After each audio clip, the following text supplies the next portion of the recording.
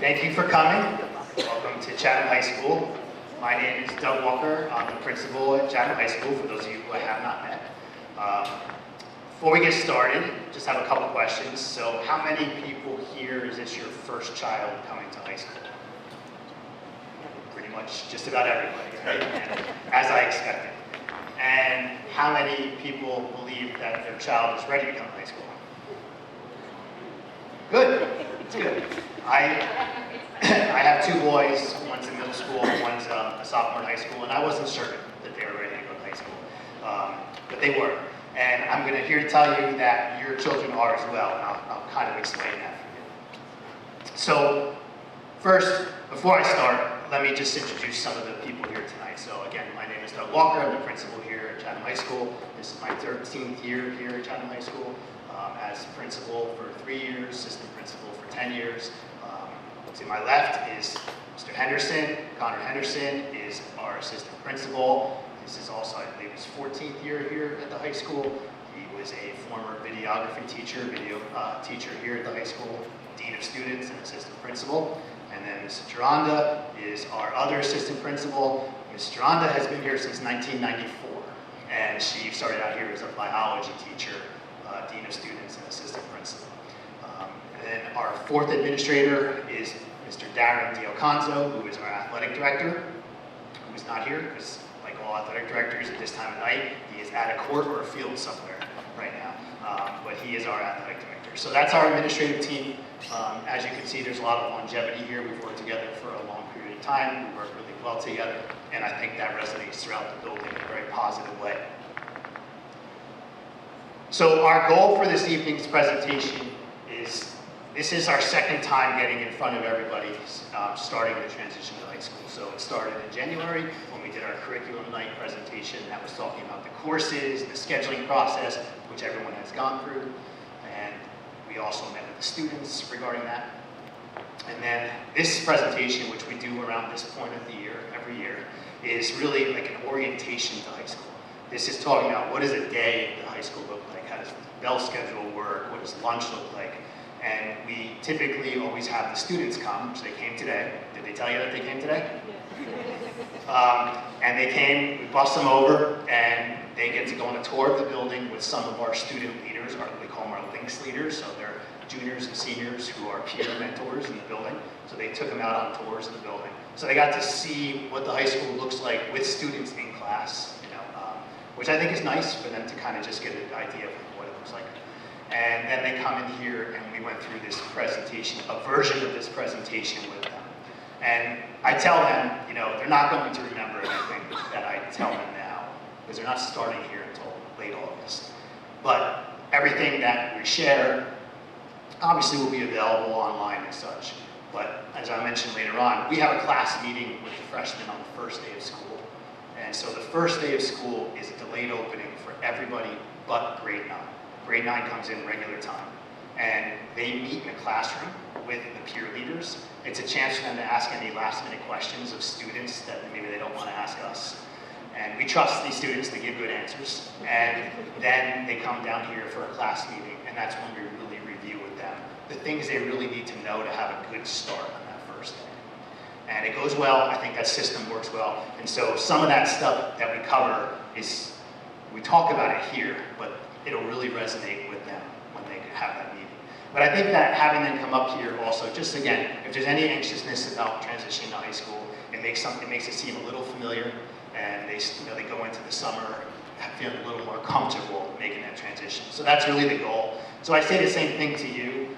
It's like a lot of information here. You're not going to remember it all. The whole presentation will be posted online. It's also being recorded, so there'll be video of this as well. So you'll be able to reference it again. But I think you'll get an idea of what a day in the life of the high school is like. And we'll definitely answer any questions that you have. We're going to talk about the supports that are here. We'll talk a little bit about activities, clubs, activities, athletics, music, theater, performance. And then we're going to have some couple panelists up, to current 9th grade students, to parents of current 9th graders, to talk about their transition, their experience transitioning to high school, and maybe give you some advice, some lessons learned along the way. So we're really grateful to have have them up here tonight. So that's going to be our presentation, and again, we will answer any questions that you have. So the first thing I like to do is just start off with a little bit of advice. This is just some things that I know over my years of working in high schools and with students that I think it's nice to know. It's advice. There's no set path for any one student. I sit here and give advice that sometimes my own 16-year-old son doesn't take, and so there is no perfect solution, but these are just some things. So, what I talk to when I talk to the students, what I explain to them is that there's going to be some differences in high school than in middle school. A lot of times they immediately love the differences. They like the freedom, the independence. They love the long lunch period compared to what they have. They feel like they're treated more like adults, and they like that they have choice in some of the things that they can do, and so they like that. What they'll notice is the rigor is a little more increases in high school than in middle school. There's no question there. And what I like to talk about, and it's something I always bring up even in my graduation speeches, is that it's not just the content, right? Sometimes the kids get really worried about, what do I need to get this grade on this test? I gotta learn this content. I have to know how to use this Pythagorean theorem. I have to know how to do this, and that is important. But what really is important is the skills. It's the skills that we're teaching that is gonna transcend for them.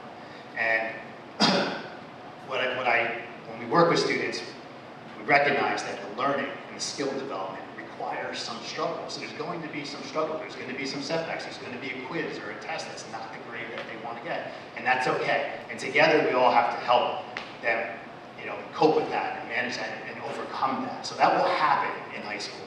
And there's a lot of supports here to make sure that that turns into a positive experience for the students. So we want to help them to see that, because it will happen.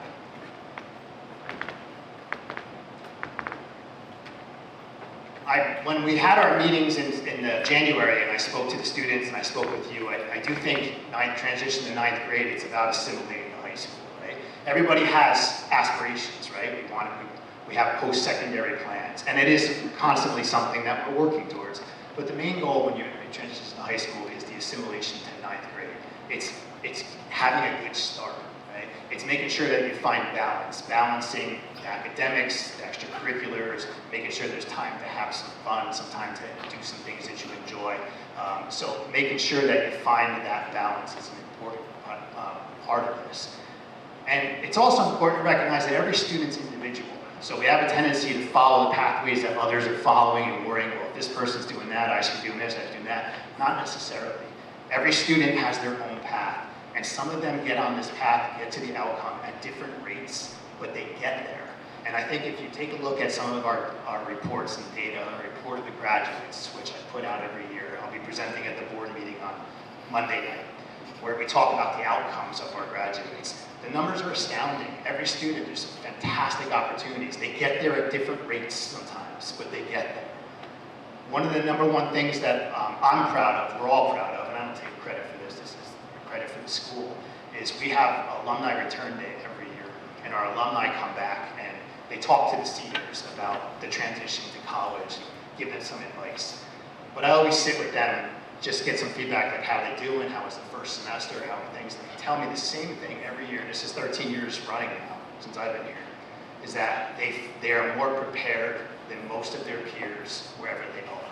That the feedback that they get from their professors is the quality of their work, the quality of their writing, when they're around their peers, when they're working on different classes, they don't struggle as much, like they feel so incredibly prepared. And so that's something I think we're proud of, to know that when students leave here, they will be prepared for where they go to next. So that's our goal, that's where we want to get there, and it's stepping stones along the way.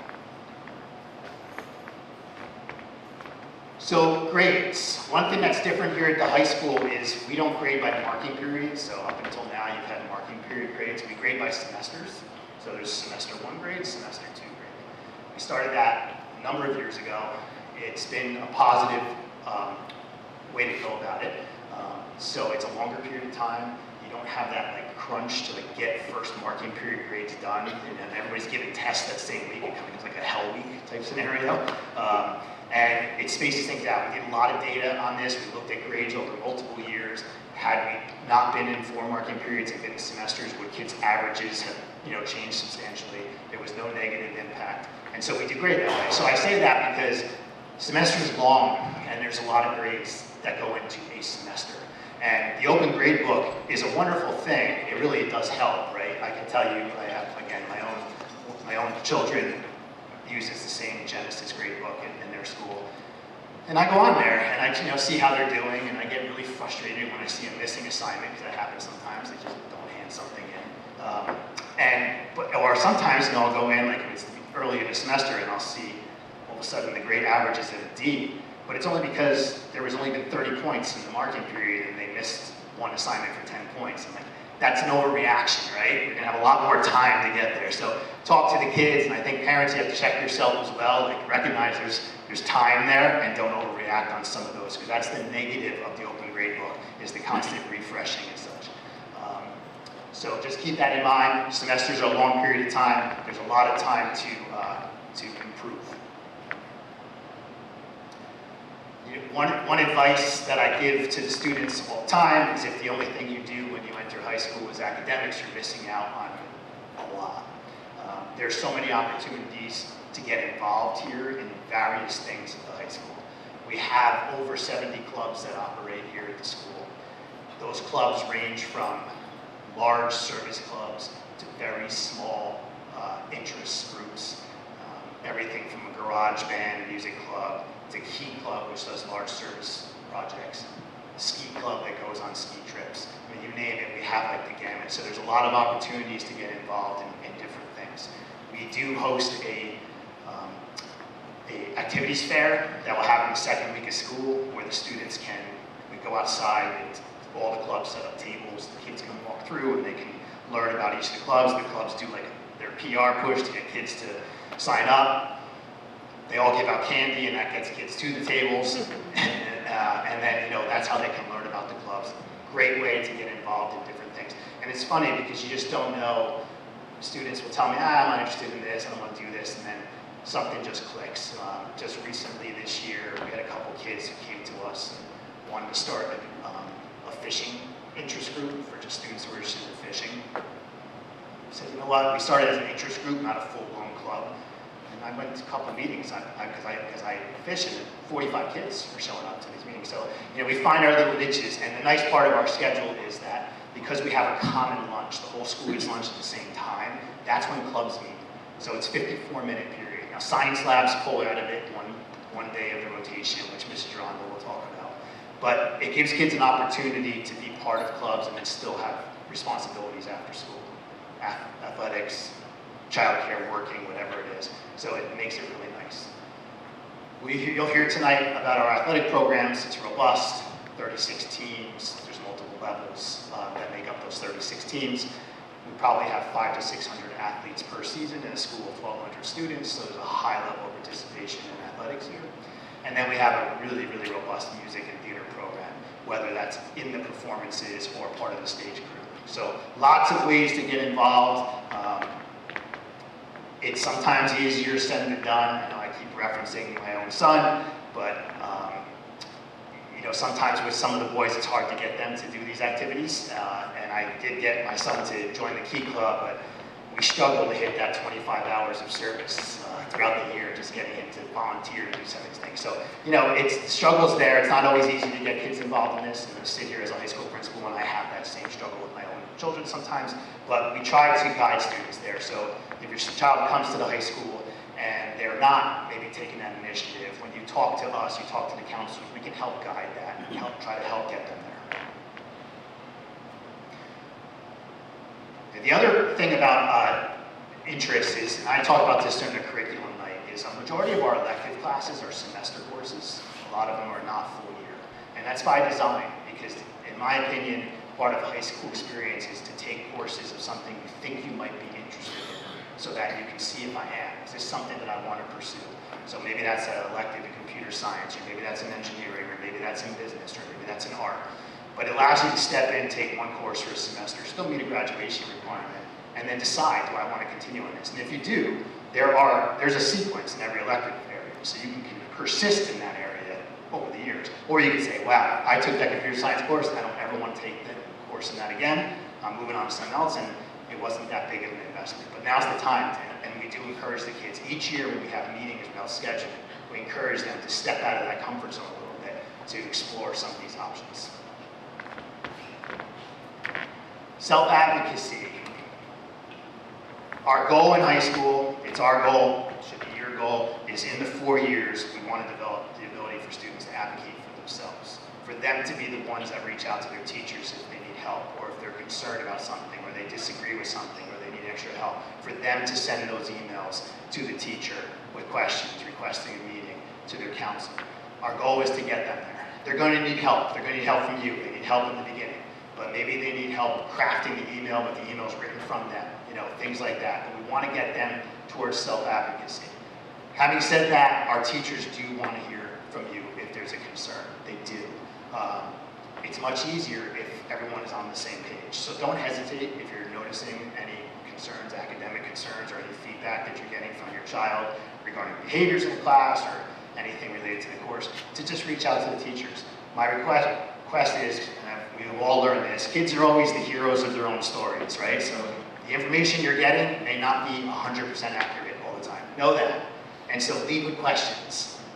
Notice my child is struggling a little bit in this. Can you tell me what's going on? What do you see?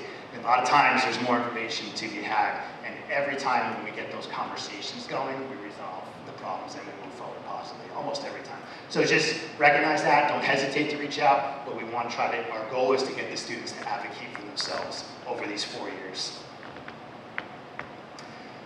So, having said all that, there's an incredible amount of supports.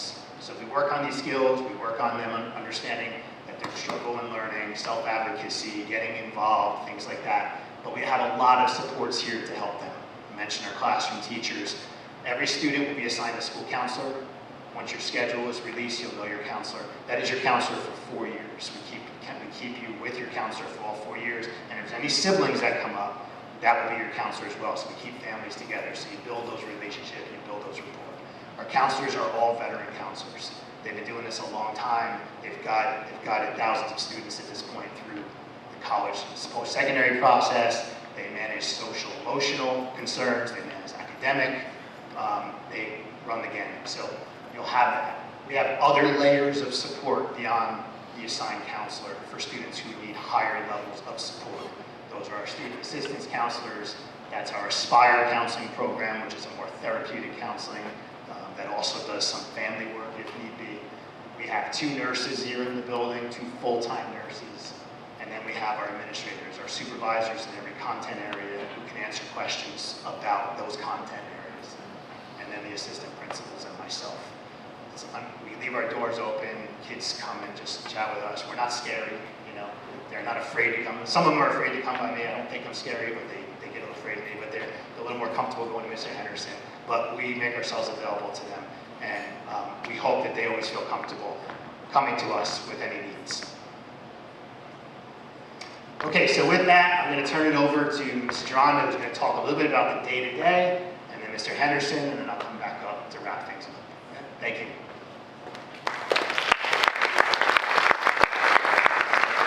Okay, so I'm going to give you some practical information about navigating, being a parent of a CHS student and what a day in the life of a CHS student is going to be like for your children, for your child. So first off, our hours are 8:20 until 3 o'clock. So we do start later than the middle school. Students are allowed in the building early. We actually have the media center open by 7:30. So if students want to come in early and relax or get some work done, they can do that. One thing that I would suggest is, we're a school in the middle of a neighborhood, basically, and we have about 1,200 students. And as you can imagine, the traffic around the high school in the morning gets pretty bad. I'm sure it does down at the middle school as well. I would really suggest, if you are coming up Lafayette Avenue, whichever way you're coming, definitely try to be on Lafayette by at least 8:05. Because if you try to, zip up Lafayette at 8:10, 8:15, it's just going to be, you're going to be very backed up, and it will create stress for your child in the morning. So, we do encourage kids to come different ways. We have lots of bike racks in the front. We encourage walking. but we know that there are a lot of cars that come on campus, so I just wanted to put that out there. You can see our half-day and delayed opening, bell schedules or times. All of that is found on our website. The schedule at the high school is similar in some ways to the middle school, but different in other ways. So we have a 4-day rotation, which is similar. When we give students their schedule, they will see that there are 8 period slots in the schedule, so again, similar. However, here, only 6 classes meet every day. So we have classes that meet in the morning, and then classes that meet in the afternoon, and they're separated by lunch. The way that it works is 3 out of the 4 morning classes meet each day, 3 out of the 4 afternoon classes meet each day. Every day, 1 morning class drops, 1 afternoon class drops, so that's why there's only 6 that meet in a day. You may look at this schedule and say, wow, that looks super confusing, but believe me, your kids will pick it up within the first rotation. They'll know exactly what day it is, where they're supposed to go, and what the order of the periods would be. That lunch that breaks up the morning and the afternoon, that is a common lunch, meaning our entire school eats at the same time. So again, that's something that's different than the middle school. And as Doug Walker mentioned, that lunch period is 54 minutes, which is significantly longer than what the middle school students have. So, and I'll talk a little bit more about lunch in a minute, but we do find actually that it takes the students a little bit to get acclimated to having that much time. They eat in about 5 minutes and then they don't know what to do with themselves. So for like the first week of school, at least 2 weeks, they just kind of walk through the hallways somewhat aimlessly, trying to figure out what to do with their time. And eventually they do settle in. This is what a filled-in schedule might look like. And so I want you to just focus for a moment on day 1, period 1, that's biology. So if you notice on a day 1, it's the first block in the morning. Day 2, that class drops. So the students do not meet that class at all. Day 3, it's the 3rd block in the morning, and day 4, it's the middle block in the morning. So a couple of things about this. First of all, similar to the middle school, they're not seeing the same class at the same time every single day, which is great. Different than the middle school, there is a day in the rotation where the class actually doesn't meet. And this is one of those areas when Dr. Walker was talking about students having some independence and some choice, and comes with additional responsibility as well. The day that biology is not going to meet, that might be a day when a student says, all right, I have biology homework, but I'm not going to do that tonight. I'm going to focus on homework for other classes that actually meet the next day. So there's some time management skills that really build because of this schedule.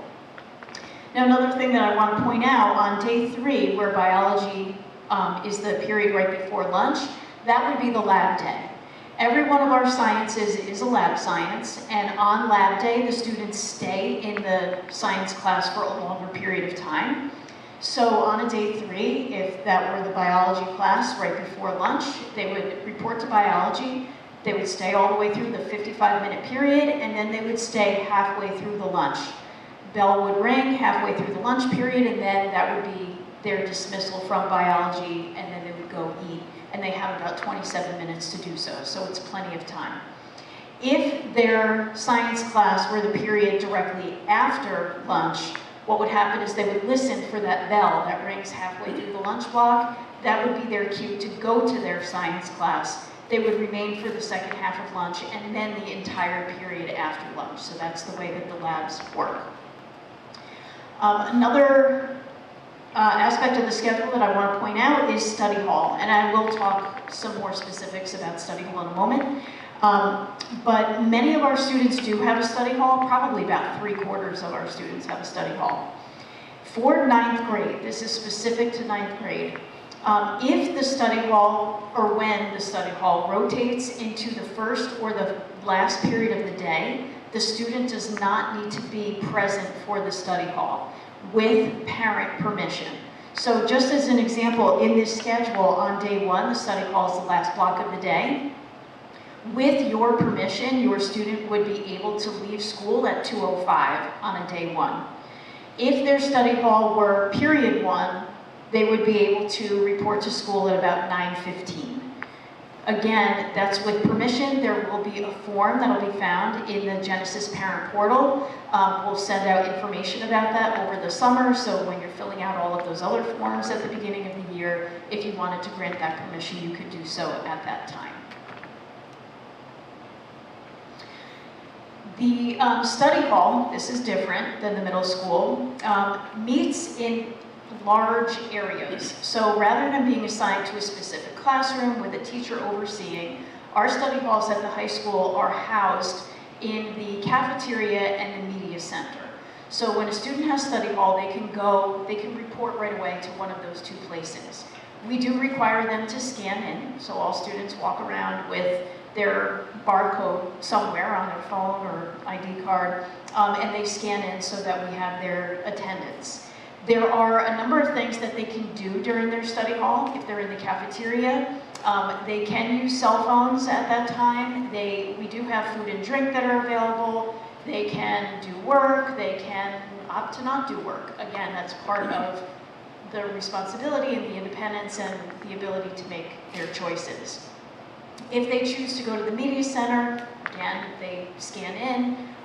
We have desktop computers that are available there. We have different books and materials, and we have, individual study areas as well as group study areas. So many will choose to do that.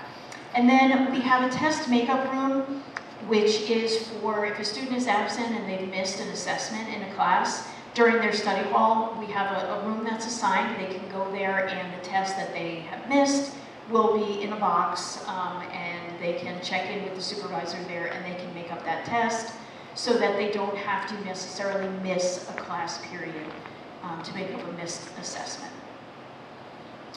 As I mentioned, the common lunch is for the entire school, with the exception of the science labs that come out of lunch. There are a number of different places, since the entire school is eating at the same time, there are a number of places that are open for students to sit and eat. We've got the cafeteria, we have both of our gyms, the AB gym and the C gym. We have the auditorium lobby, which is right outside here, the auditorium. Sometimes music and theater students like to come down here. We have art room, technology rooms are often open. We have an outside eating area. I'll show all of these areas on the next slide. But there are a number of places where students can go. And again, just another example of the independence, the choice, but the responsibility that students here at the high school have. We do serve a variety of different kinds of food. We have, the cafeteria is the home base for purchasing food. But we do have kiosks in some of the different areas where students can pick up other types of food. We have a Cougar Deli, which I believe is using Thuman's lunch meats, and students can pre-order sandwiches so that they can be picked up in different areas of the building. They don't have to wait online to order. They can do this the night before. And we do use pay schools, similar to the middle school, and as I mentioned, the science labs do meet during the lunch period. This is what I was referring to with the different areas that are available during lunch. And again, just to reiterate, our clubs meet during lunch. So there's no issue with a student wanting to be part of a number of clubs and then also having their after-school responsibilities or things like theater or athletics.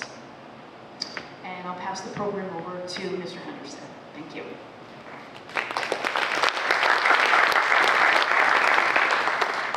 All right, hi everyone. I'll begin by highlighting what you can expect in terms of communication at the high school. And you'll see there are a lot of similarities if your child has been in district, and then just a few changes that I'll highlight. So the school messages that you currently receive as a CMS parent, any parent or guardian listed in Genesis will continue to receive those email blasts that could be from the district, from the entire high school, or just to a specific grade.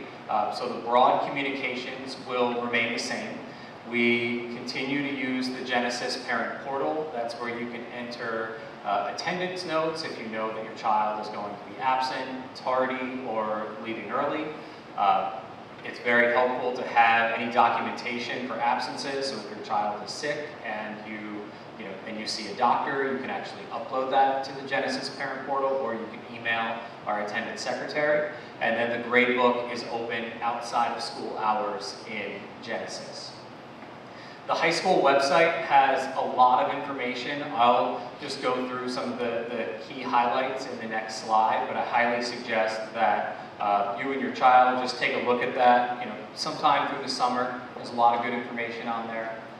Schoology is different than Google Classroom, slightly different. That's our learning management system. We spend a lot of time really focusing early on in that transition because we recognize that it's a different platform than what the students are used to using. But it's always a smooth transition, and we get really positive feedback from students about Schoology. And then finally, email. What I highlighted with the students earlier today was that you are absolutely expected to check your email as a high school student. That is the way that we communicate with them one-on-one. We're not going to text them, we won't call their cell phone, we don't want their cell phone number, but we will email them, and their teachers will email them, and they're expected to respond. They should be checking it 1 to 2 times a day at least, so that may be a change for certain students compared to what they typically do. On the high school website, we have news and announcements right on the front page of the site. We have our school calendar, which highlights upcoming events. And we have a robust counseling tab that has a lot of information. It's not just about the counseling services that are available. There's some really good information in there for 9th graders about the transition to high school, and I'll highlight the 4-year plan. That document kind of highlights goals and areas of focus for each semester of high school. And what I told the students today is that you'll see that freshman year does not mention the word college anywhere in the areas of focus or goals, right? It's about a smooth transition, finding activities that they enjoy, getting comfortable forming relationships with their teachers, carrying friendships over from CMS or finding new friends, and really just getting acclimated. That is the key focus of 9th grade. Our athletics website has information about our coaches, our programs that are offered, and then the athletic schedule. The clubs and activities are listed on the high school website. The communication for clubs actually runs through Schoology, and that's how the students will know when to meet for a club, what type of events they're running. But just some brief information about each club is listed on the website. And then finally, our student handbook is listed on there. And I think Dr. Walker ended the presentation today with some required reading for the summer. Every student should read through and look through the student handbook because they want to know what's expected of them. And of course, we will highlight the most important things in the first class meeting and any opportunity we get in front of the students, but it really is worth reading through. Our grading policy, our attendance policy, which I mentioned this morning, is different than CMS. Attendance is tied to course credit in the high school. It's common knowledge that you need a 60% or higher in order to pass the class for your grade, but you also need to accrue a certain amount of seat time in a class. You need to be present for 90% of the class session. So in our school, that equates to about 16 absences per course. So, similar to sick days at work, you may be sick, the student may see the doctor, they're expected to return to school when they're feeling well. Of course, we take medical emergencies, medical conditions, college visits, student going to the DMV to get their driver's license, religious holidays. Those are some examples of the exemptions. And attendance, we further down the road look at on a case-by-case basis, but ultimately it can impact the credit that they earn, and it really is important to attend school every day when a student is able to. So that's a bit of a change for them coming from K to 8. And then finally, the code of conduct, just the rules, expectations, and then potential school-based consequences that we would issue at the high school. We have a rotating schedule template, so what Mrs. Duranda had showed about the classes that meet on a day 1, 2, 3, and 4. We have a template in the back of the handbook, so many students print that out and then actually fill it out with their courses when they get their schedule, and they find that helpful. And then just valuable resources for families on the last page of our handbook. In terms of the technology, many of it is similar from the middle school. Students are expected to bring their Chromebook charged every day. We don't issue loaners for Chromebooks that aren't charged or students who forget them, so it's really just about getting into a good habit and routine of being prepared each day. Students must use their Chromebook. We don't have, this is district-wide, but wireless access for personal devices or cell phones. We have, the teachers have interactive smartboards in every classroom, and they're very familiar with Google Drive, Google Docs, Sheets, and Gmail coming from the middle school, so that always makes for a smooth transition. And then finally, Schoology, our learning management system, which has a few great features that I'll highlight. Every student will have their courses populated into their Schoology account once the schedules go live. Each teacher will populate the course with materials, resources, any articles, videos, slideshows. They'll post their assignments and even take some assessments within Schoology. And all of that gets fed into a student's calendar. So I like to say that our students live by their Schoology calendar, and the teachers know that if it's not posted on the calendar, it's not getting done. And teachers are required to post any academic work on the calendar. This is there's a lot here, but this is the month view. And they can also see, and when they subscribe to their group pages for any club or activity that they've joined, they can also see club meetings and any school events that are taking place that day. So that's just a screenshot of the calendar feature. But you'll see here, this is their main feed. So any updates, their landing page here, updates from clubs that they've joined, the freshman class of 2029, they'll see messages there. Messages out to the entire high school, and any clubs or course updates will go there as well. On the right side, they'll see their upcoming to-do list with any assignments, and then any upcoming events, again, for clubs or school-based events. So you can see it's kind of modeled to look somewhat similar to Facebook. I think at the time they thought teenagers might actually still be using Facebook, none of them do. This is a course page, so I selected financial literacy because that's a graduation requirement. But you'll see in the middle of the page, teachers organize folders by unit, and really find this is helpful for students because they can see how the content builds throughout the year. They can see how each lesson is built within a unit, and then it creates for a great study guide and review tool when they pop open a folder, and they can see all of the materials and assignments within that unit. And again, up on the right side, you'll see upcoming assignments and events for that course. All right, and then finally, our group pages. So Key Club is a very popular club. You can see we have 344 members in the Key Club Schoology group. There will be information, any student interested in joining the Key Club can join the Schoology page, and then I tell the students, just show up, and they'll be happy that you're there. Our students are very passionate about their clubs. They accept ninth graders. They know that they need ninth graders for their club to sustain year after year. They just lost, 25% of the school with the seniors who are graduating, and they need ninth graders to join their club. So they don't believe me when I tell them that, but I just repeat it over and over.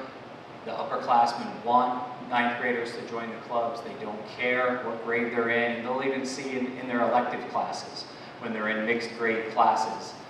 It really just doesn't matter what grade you're in. I think the ninth graders focus more on that in their transition than really any other student in the building.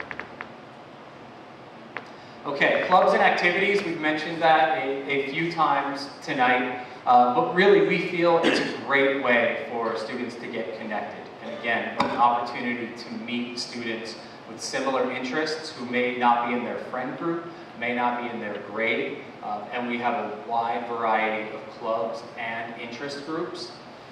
The best part about our schedule is the common lunch, so you can have an after-school job, you could be a three-sport athlete, you could be the star in the play or the musical, and you still have time to join clubs that you're interested in because they meet during lunch. So there really is something for everyone. This is definitely an area of focus for us when we meet with the ninth graders throughout the first semester, and certainly a talking point for our school counselors. Our athletic offerings, we have just about 36 different sports throughout the fall, winter, and spring semesters. Some of our sports have cuts just based on the limited roster size and the number of athletes who come out. Many of our sports have varsity, JV, and freshman level. I can tell you that coaches try not to make cuts in the freshman level, but if they have 40 students come out for a team with 20 roster spots, obviously, that really leaves them no choice, but we really try to create as many opportunities for the ninth graders as we can. But there are sports in each season that can hold larger roster sizes and don't have to make cuts year after year. We also have intramural sports offered in each season, and that is a little less competitive, really just meant to be fun. It's only a few days a week after school. Isn't much of a commitment, but it's still a fun way to just be active after school and maybe meet some new people. So the athletic programs, if you're joining a freshman JV or varsity team, that is a 5 to 6 day a week commitment. It's typical to have games or practices on a Saturday. And I just want to highlight some of the key pieces of information with athletics, because you'll see that fall sports begin before school begins. So it's not that we think that athletics is so important that it deserves all this time, but it's really our last opportunity to get this information to you in person before the school year begins. So medical forms will be available in the parent portal and on the high school website. And if your child is interested in playing a fall sport, they will actually need a physical submitted and the clearance paperwork submitted by June 30th. And again, all of that information is on the athletics website, and there will be information sent to 8th grade parents. Football, girls tennis, and cheerleading begin on August 11th, so that's roughly 2 weeks before the school year begins. And then all other fall sports begin on August 18th, so about a week before school begins. Earlier today, there was an interest form, a fall sports interest form survey sent to all 8th grade parents. If your child intends to play or is even considering playing a fall sport, it's really important that you submit or fill out that survey, because there will be a fall coaches meeting at CMS on May 28th. Any student who expresses interest in a fall sport will be invited to attend that meeting. And just finally, again, with the expectation and commitment for sports, and this also applies to the fall play or the spring musical, it really is important to make the full commitment and be there for all 5 or 6 games or practices per week. Fall sports start in the summer, winter sports do run through winter break, and spring sports do run through spring break. So please, if you have a student athlete, please avoid planning any vacations in season. I know that first week of August was always a big vacation week for my family, because that's the time that we got a brief break from sports, so I'm sure our athletic families are used to that, but it may be a transition for some coming into the high school. So I will pass it back off to Dr. Walker. Thank you very much. Thank you all for being here tonight.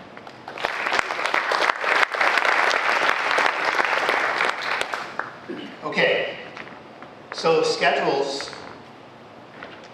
are done. We've already made the master schedule. We have a point where we got it to numbers that we're comfortable with, and we've passed it off to the school counselors who address any conflicts. Inevitably, there's always some students who, you know, there's 2 courses they want, they both don't fit in the schedule, and they got to make a decision between those 2 courses and maybe something else. It's always with electives, it's never with the core courses. So that's been passed off to the counselors. They start with seniors and work down. So they will be working on the freshmen soon. Some of the counselors may have gotten there. So you may hear from a counselor if there's a decision that has to be made. If you remember, the good thing is every single course that an incoming freshman takes counts towards graduation. So even, and we did ask when they went online and selected electives to rank like 1 to 5. So we try to get everybody there 1 and 2, but sometimes we may have to go to the number 3 or so.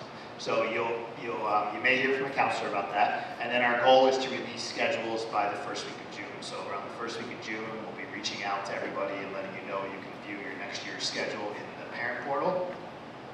And that'll be a chance to take a look at it. Now, I will caution you to tell you this, that we continue to do balancing now and through the summer. What I mean by that is there are schedule changes that happen in high school all the time. Kids change their mind, they drop something, they add something, and it moves kids around. And what happens when that happens is courses that were balanced pretty well, meaning I have 3 sections of biology and they both have 22 kids in it, all of a sudden become out of balance, right? When so many kids happen to drop from one class that it got lower. So we'll spend time rebalancing them. So I say that because when you see the schedules in June, the courses that you have will not change. The courses you have, you'll keep. The periods you have them, or the teachers might change because we might do balancing over the summer. So the real final schedules will be released in August when the portal opens for the summer, for the new school year, and that will be final. So, but they'll know their schedules. We ask everybody to review their schedules and make sure that it looks accurate. They should be, but make sure that every period has a course in it or a study hall, and I would imagine that they would. Our counselors do a nice job of reviewing that for every student. But definitely take a look at that. If there's any issues or concerns or changes you want to make, at that point you can reach out to the high school counseling office and they'll get you connected to your child's counselor, or if you know your child's counselor, you can email them directly. You'll know your child's counselor by that point in time. So we have counselors in all summer at the high school. So every week there's at least 1 counselor in on Tuesdays, Wednesdays, and Thursdays. And our secretaries, Stetler and Ms. Maxey, are here every day. So you can reach out over the summer to either one of the 2 secretaries, and they will get you in touch with whatever counselors in that week. Counselors that are in the summer can help any student. So it may not be your child's counselor, but they'll help you. So there is someone available throughout the summer if you have questions or changes or requests, things like that. As I mentioned to the students, the principal's summer reading assignment was to go over the student handbook. I do think there's some value in taking a look at that. I think you're not going to remember it all, but there are some important things in there. Like, for example, if you're in an honors level class and you start off in that class and you make a decision, you're getting into September and you're like, whoa, this is too much. This is more challenging than I thought. It's impacting me in my other classes. I think I want to move down to the college prep level class. You can, but there are deadlines on when that can happen, and all those dates are in our program, our handbook. So it's important to know that, right? If you waive into a class, you have to stay until a certain date. So these things are all in the handbook and such. So it is important to keep an eye on that. So that's the kind of things that you want to just peruse. Okay, so acclimation, as I mentioned, we will have our day 1. You're going to get it when the portal opens in August. There's going to be a whole bunch of stuff on there for you to do, just like every other school year, right? You sign off on all the forms and such. One of the things you're going to get is the freshmen will get a first day room assignment. That's where they're going to show up on the first day of school at 8:20, and they're going to meet with their links leaders, and then we'll have our class meeting, we'll have the activity fair, and then fast forward into what would be technically the second marking period, which is around November. You know, we don't operate on marking periods, that would be that time. We will have 9th grade conferences, which are counselor-student conferences, where they get to meet, the counselors check in with the freshmen. It's like the first formal meeting, and we do it there because now they have been in school for a few months, and they have some things to talk about. What's going well, what's not going well, what are some of your goals, and so they'll have that meeting.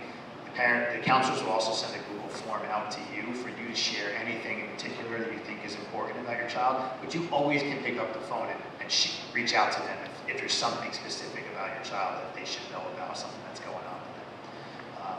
Back to school night, you'll get a chance to meet your child's counselors. We'll have prior to the regular back to school schedule, we'll have a meet and greet with the counselors.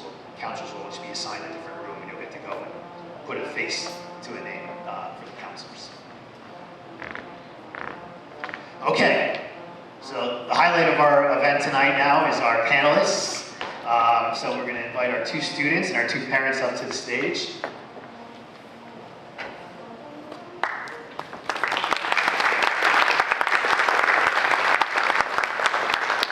A couple of them are nervous and a couple of them are not nervous at all.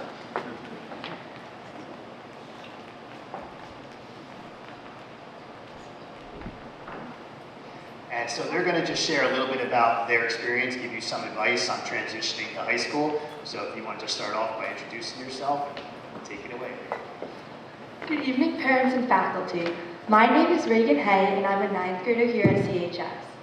As 8th grade was coming to an end, I experienced a wide range of emotions, from excitement to nervousness about starting high school. I'll be honest, I was pretty intimidated. Everything felt bigger: the school, the students, the expectations. But once I walked through the doors of CHS, I quickly realized that while high school can feel overwhelming at first, it's also full of opportunity.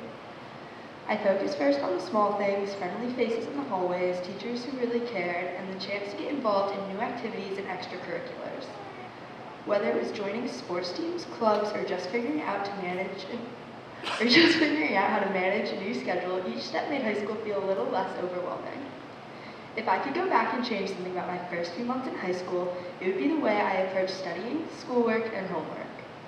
Throughout middle school, I didn't have to spend a lot of time doing homework or studying for tests in order to do well, and that's something I thought would carry over into high school. What I didn't realize was how much the rigor of the courses would increase. After my first few tests, I finally realized I needed to study more. It took a few months to figure out how much time I needed to spend to get a good grade, and that's something that will be different for every student. By now, I'm sure all of your kids have picked out their classes for this upcoming year.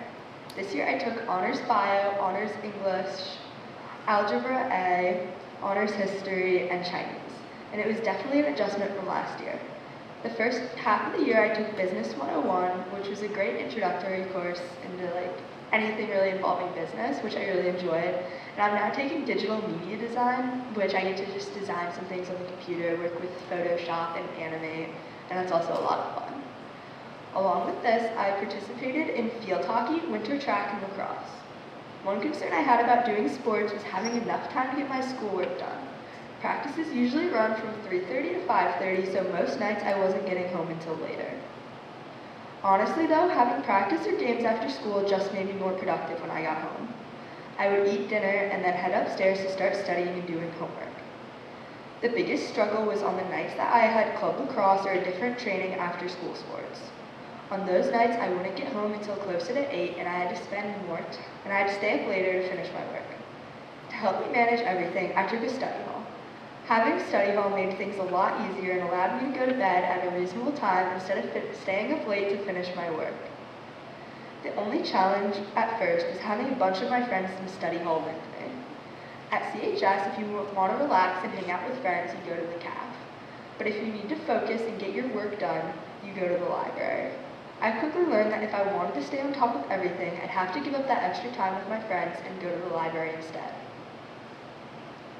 At the beginning of the year, the school holds a club fair during lunch. Before or after eating, you have the chance to go outside where there are tables set up for each of the many clubs CHS offers. One mistake I made was signing up for way too many clubs. I think I signed up for 6, which was a lot. Right now, I'm a member of FBLA, which is our school business club, Students Against Cancer, and I'm also the student council treasurer. Participating in those clubs has been really manageable. I usually have about 1 club meeting a week, and it only takes up 1/2 of lunch. High school definitely comes with challenges, but it also brings a lot of opportunities to grow, learn, and figure out who you are. My first year at CHS has already taught me so much about time management, balance, and the importance of getting involved. I'm excited for what the next few years will bring, and I hope your kids will find their place here just like I did. Thank you.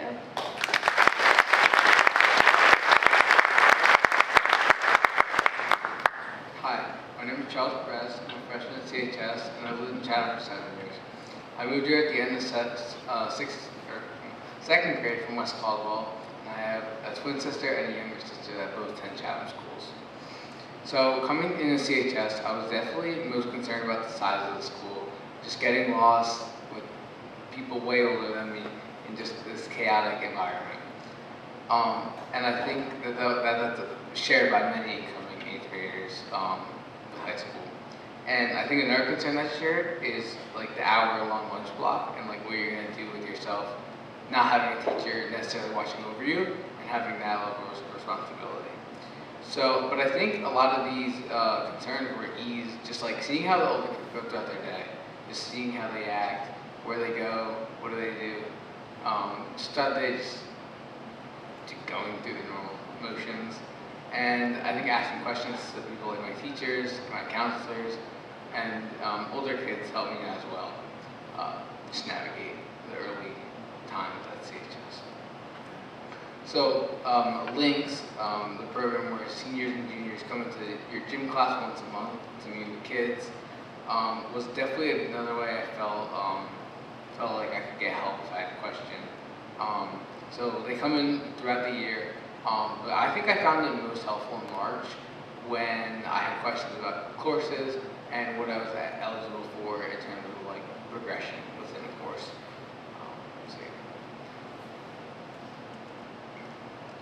So I think the second biggest thing that freshmen are most nervous about is definitely the workload and having more tests, projects, just overall assignments, as Mr. Walker said, the semesters are longer with more points and more just assignments overall. So, but I think the teachers actually do a good job of limiting this stress of the workload by having things like hours, like office hours, to meet with you and get a little more individualized attention. In math, I definitely took advantage of that a lot this year, because in math sometimes the course can be fast with a new lesson every day. So I think just having that second to just take kind of a pause and make sure I really grasp that concept before moving on was definitely a big help in just limiting the stress with math. So another way I like to limit my workload was taking a study hall. So I played club basketball for 3 seasons, fall, winter, and spring, meaning that the practice is often interfered with how long I could study for. Taking a study hall definitely allowed me to move some of my work into school and just be a little more independent with how I manage and choose to allocate when I do what kind of work. And I think another way I use my study hall was just to relax. After a big test or quiz, sometimes we've been studying weeks for and stressing about. I think just taking that moment to just kind of like step back and just kind of breathe just was definitely a big help. Just to kind of refresh your mind.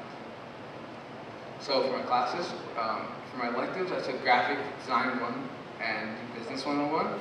I found both these classes very interesting, and the best part of these classes, I think, was that they did have tested projects, but the focus was more on learning the skills rather than just studying for a big test. And I think that that's good because when trying to find your interest, it's not necessarily about grades or like the pressure of that. I think it's learning what you like and what you potentially may want to do after high school. So my advice definitely when picking electives is to just do what you think you're going to be interested in, what you might be interested in, or just do something that you just think might be interesting, because you might find out you like something more than something else. And then I think the last thing that is shared between freshmen and parents is being with upperclassmen in different classes. So upperclassmen will be in classes, electives, and I think having upperclassmen in my classes definitely wasn't that big of a change from just my normal regular classmates.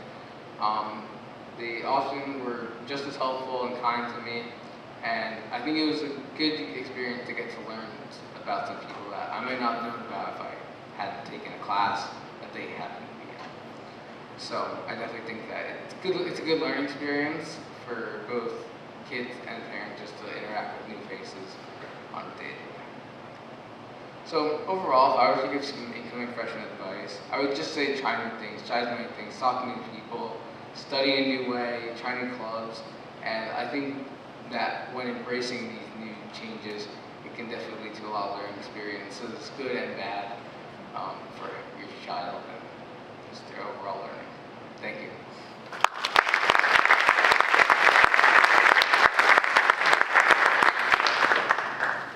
Good evening, everyone.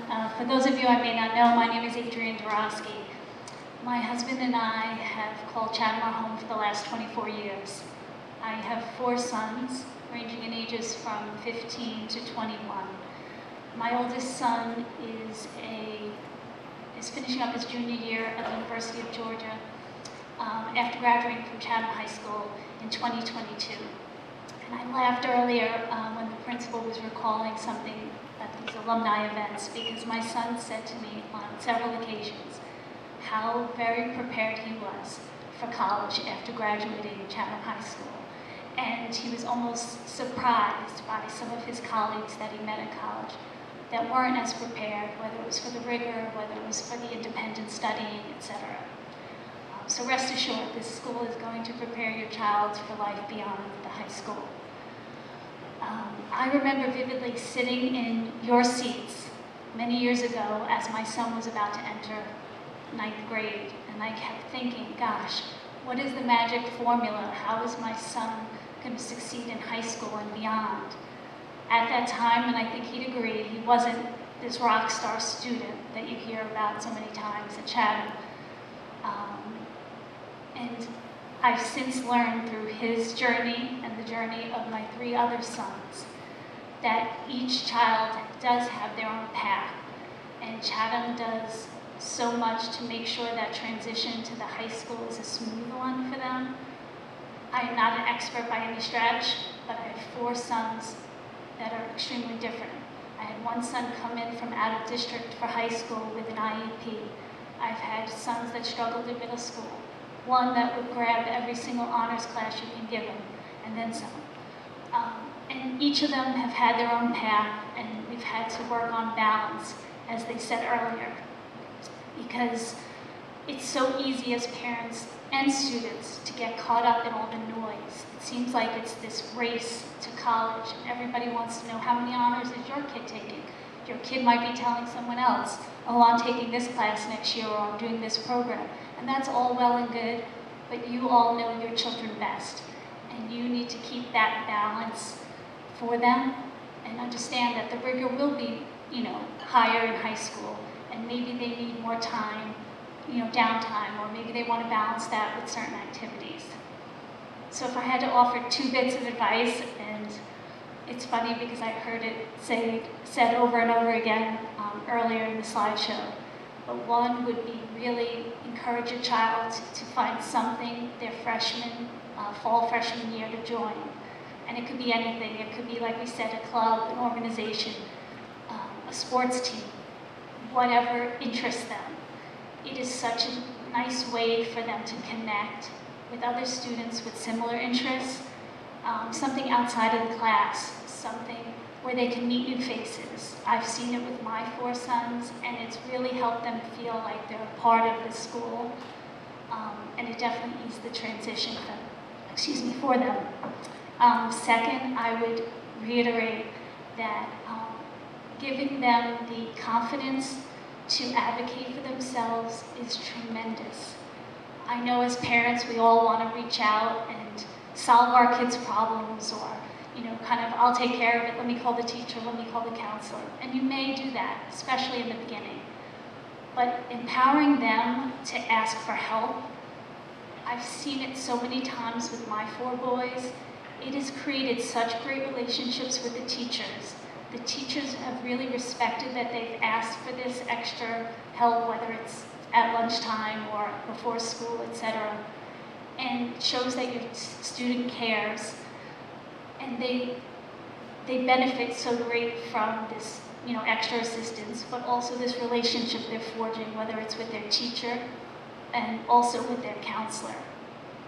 who's a good person to know because eventually your counselor is going to be possibly writing a letter of recommendation. We've had our counselor doing it for colleges, for jobs, for programs my children were interested in. So just getting to know each other really helps, and as they grow, learning to advocate for themselves. Just to wrap things up, we live in a great community, as I'm sure you're all aware.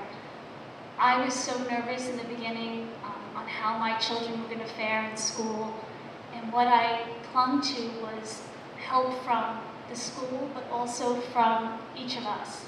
As parents, you have friends that have older children. I used to contact friends of friends for anything, for any kind of advice, whether it was, later in life about colleges my oldest was looking at, or anything about my son with an IEP and which classes he should take and not take, and kind of what order, etc. So please reach out. I know we'll open this up to questions later on, but I'm more than happy to answer any questions privately. We are in a great community, and you should be excited with your student about entering the high school because they will be in great hands. Thank you.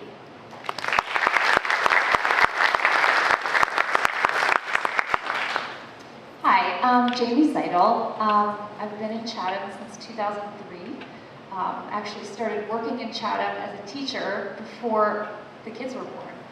So I've seen it all the way through, from kindergarten, before kindergarten, and all the way through senior year. So I have a daughter that's a senior, and I have a son that's a freshman. So been through basically every stage, and now this is the second time going through freshman year. And definitely done things differently with both kids because they're very different and react to things differently. And I think that's one thing is to kind of feel out how they're reacting and trying to get them to talk to you as much as possible. I feel like, 6th grade, 7th grade was kind of like, well, how was school today? It was good. And, I feel like in high school, you need to pull a little more because there are a lot of social, emotional kind of things that they're going through, physical changes, all different kinds of changes that they really need to talk about. And I feel like that's one thing to start off with.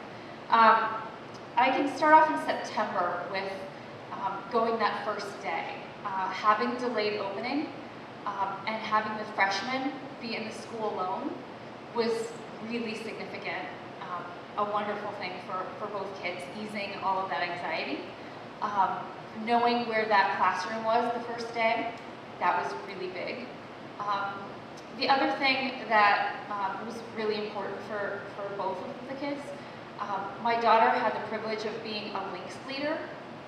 And I know you saw Links leader in the presentation. A Links leader is a senior that really is a peer mentor to all of the freshmen. They meet with them weekly in gym class. They meet with them a lot at the very beginning of the year. And it's really a contact person. My daughter's found that girls will email her about lots of situations that are not related to the classes they're taking or that kind of thing, just kind of her advice and her opinions. That's been a really big help. So find out who your child's Links leader is at the beginning of the year and encourage them to ask questions and reach out to them because they're also that friendly face that they see in the high school of someone older that they can trust and ask a question to. Some other things that have been very helpful, encouraging your child to be in a club, and we've all discussed this, but it's one way also to encourage your child to start stepping into leadership. So becoming, a lead member of a club that's not very big or a club that they're very interested in might be a stepping stone into being a leader. Treasurer, secretary, president, like those types of things that are kind of hard to imagine when you're a freshman. Thinking of some other things, the freedom at lunch is a really big change, and the freedom to do something on their phone as they're walking down the hall or something like that, contacting you through the day is a big change. They feel empowered. to do those kind of things and walk through. In terms of some things that helped me kind of help my children frame where you're going in high school and what kind of plan you'd like to have, they're in the course catalog that you'll be looking at soon. They have these wonderful flow charts that help your child see what classes are required and what classes lead to other classes as they go through high school. If they have an interest in communications, you'll see in those elective courses what types of classes they need to take as prerequisites to get to where they have their interests and where they might want to try something new. Another thing about the discussion that I feel like the open communication is important in high school. As a teacher, my kids usually roll their eyes to some things that I ask them to do. But every Friday or every end of the week, when I was driving my daughter to sports, I would ask her 3 things to tell me about her week. And I feel like sometimes it encouraged her to open up, even if she didn't really want to talk to me this week, the particular week. I would say, what was one win and one challenge you had this week? And the challenge was usually some type of academic challenge that she had. Something that surprised her, usually something that happened in a class that was funny or something that happened with a friend. And one thing that she was looking forward to the following week. So that kind of gave me an idea to determine if she was looking forward to something school-related, academic, if she was looking forward to not the time away from school, or if she was looking forward to improving her sport or something like that. But again, overall, just encouraging them to talk to you a little more, also to encourage them to reach out to their teachers. I feel like in middle school, I was more likely to reach out to their teachers, and at this point, I won't reach out unless I've asked them if they've reached out first. So those are just my few tips about high school.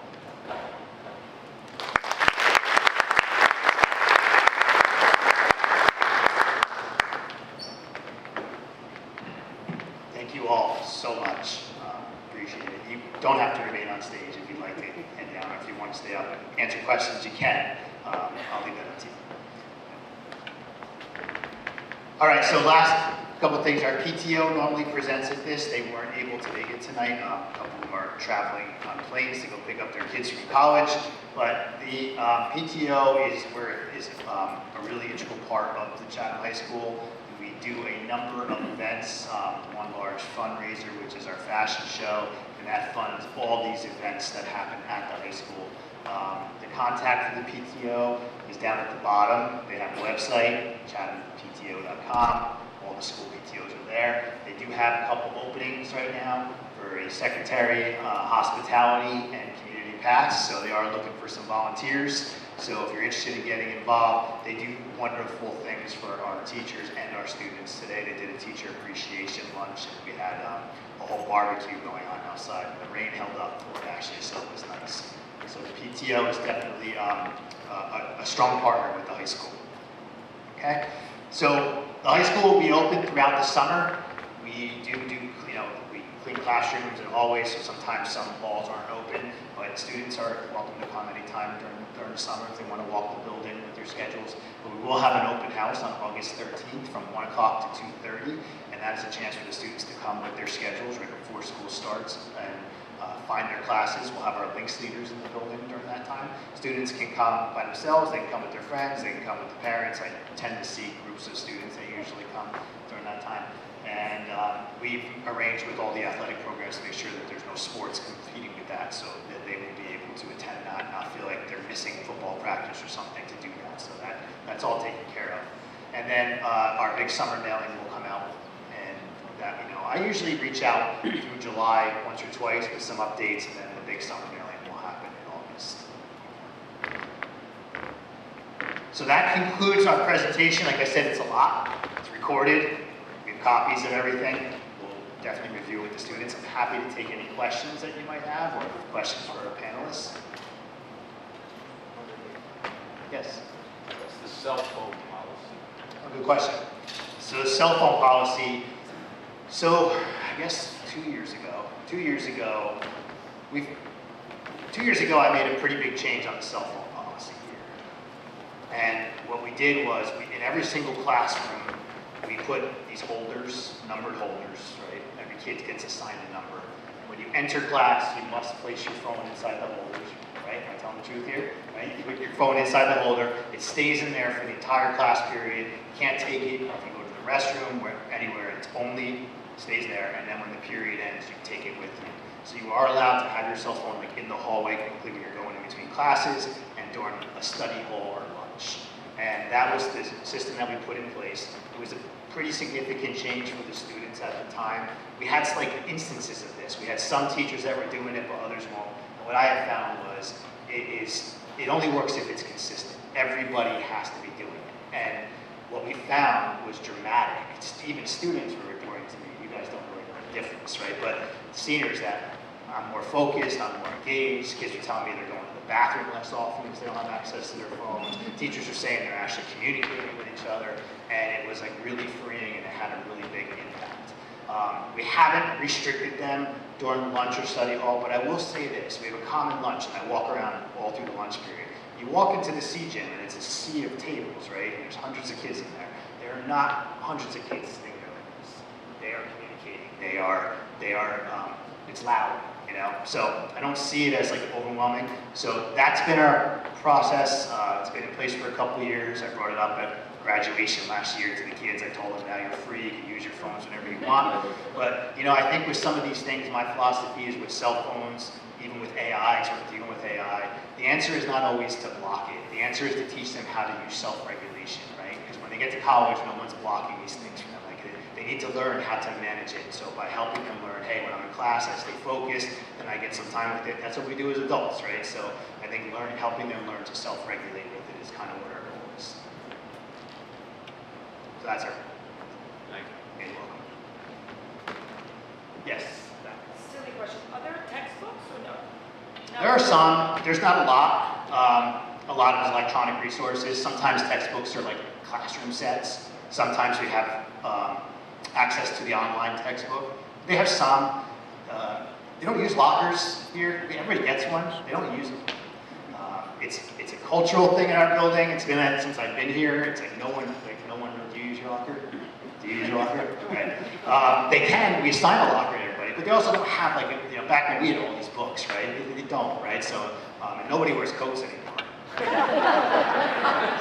nobody wears coats, and everybody comes to school every day ready for phys ed, right? It's sweatpants and hoodies like every day. So we don't even have a lot of kids have to change for phys ed because they're pretty much prepared. So yeah, they don't have a lot of books. Yeah, with the Chromebooks. Yes. Other than the June 30th date for medical forms, is there, and I guess for the bus sign up, is there any other key dates that we should be watching for during the summer for sign-ups for anything, or that could be a big deal if we miss them? Good question.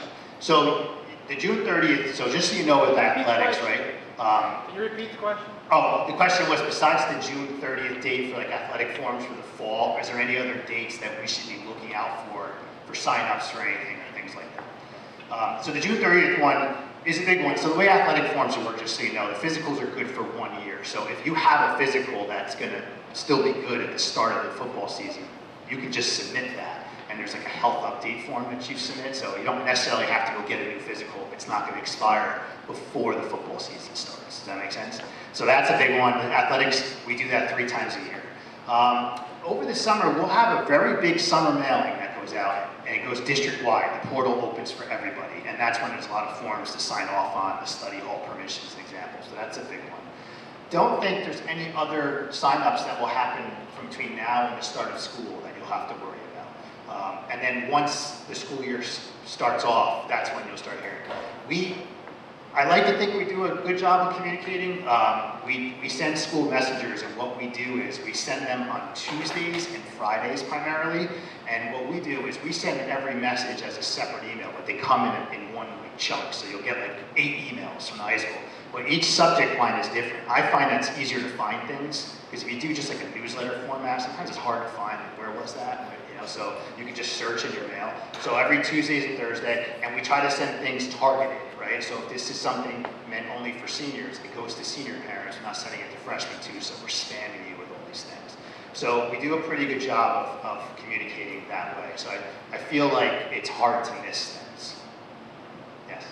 When do the tryouts for sports happen? Is that the start dates for the sports? That's the tryout. So the date, yeah, so those dates are all set by the NJSIAA. It's New Jersey, and we don't have control over that. So if they say it was August 11th is football, that's the first day that any football players can come together. And so that's like, football doesn't have cuts, but like a sport that has tryouts, it starts that week. Yeah, so yeah, the 11th, and then that's football, yeah. And so, and you know, I think like Connor had said, we have some teams have freshmen, JV, varsity, and we try to avoid cuts, right? We want to have as many participators as we could, but there is a limit. At some point, you can only have so many students on certain rosters, and so there are some cuts.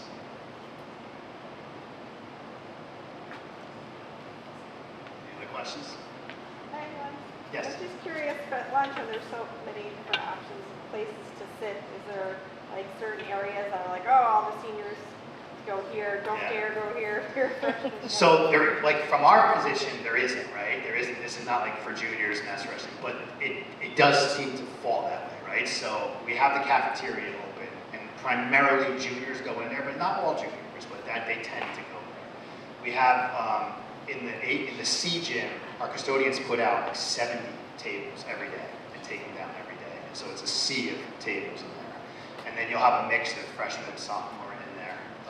And then we open up one half the bleachers in the AV gym, and some students choose to sit in the bleachers in there, so that will have a mix of grade levels. Some kids do sit on the floor, like after they eat, and they just hang out, and they do in the gym there. And then once they're done eating, that's where you can go to all the other places, like the libraries and stuff like that. So, no, I wouldn't say like, it's not like, this is not like a junior lunchroom, a 10th grade lunchroom, freshman, but they tend to stay together by grade. Seniors have open campus, so seniors can go out to lunch, so, and they all do pretty much, so there's not too many seniors in the building. They leave. And they all come back every day, that's why we keep doing this. Yes? On the screen, when you had the list of sports up, some of them were specified as boys and girls tennis, for example. The ones that didn't specify that, are those co-ed? Yes, yeah, like football. That's co-ed technically. NJSIAA is going to be sanctioning girls flag football soon, so it is something that we're looking at.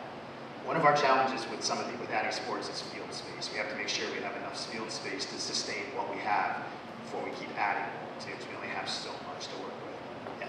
But otherwise, yeah, if it doesn't have that, if there isn't a girls team or a boys team, then it's co-ed.